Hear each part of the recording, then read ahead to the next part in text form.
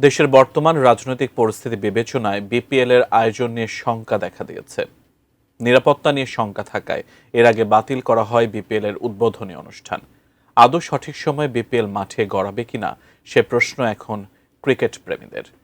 BPL নিয়ে সংশয় রয়েছে কি না এর বিস্তারিত জানাচ্ছেন বদিউজ্জামান মিলন।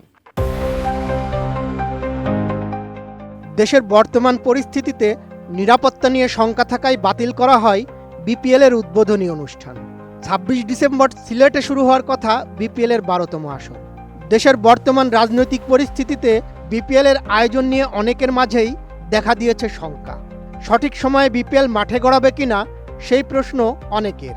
গুঞ্জন আছে এক সপ্তাহ পিছিয়ে যেতে পারে এই টুর্নামেন্ট। যদিও বিসিবির সহসভাপতি সাখাওয়াত হোসেন তেমনটি মনে করছেন না। তিনি গণমাধ্যমে জানিয়েছেন ২৬ ডিসেম্বর সিলেটে বিপিএল শুরু করা নিয়ে কোনো শঙ্কা নেই, নির্ধারিত দিনেই শুরু হবে। বিসিবি সরকারের নিরাপত্তা বাহিনীর সঙ্গে যোগাযোগ রাখছে বলেও জানান তিনি। বিসিবি সহসভাপতির সুরে সুর মিলিয়েছেন ঢাকা ক্যাপিটাল ফ্র্যাঞ্চাইজির প্রধান নির্বাহী আতিক ফাহাদ। তিনি বলেন, টুর্নামেন্ট স্থগিত হওয়া নিয়ে এখন পর্যন্ত কোনো শঙ্কা নেই। ২১ ডিসেম্বর থেকে ঢাকার অনুশীলন শুরু হবে। বিদেশিদের ঢাকা আসার টিকিট থেকে মাঠের সরঞ্জাম, এই ফ্র্যাঞ্চাইজির পক্ষ থেকে সবকিছু প্রস্তুত।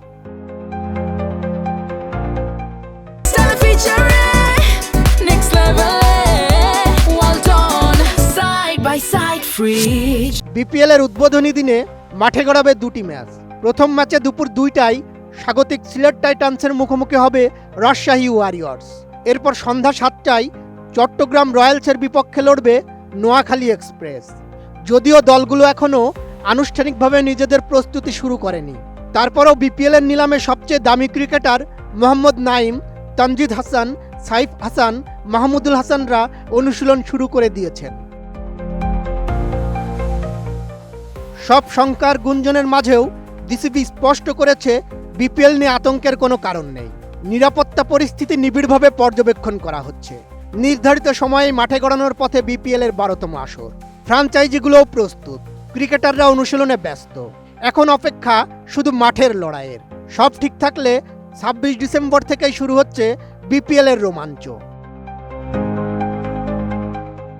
বদিউজ্জামান মিলন, এটিএন নিউজ।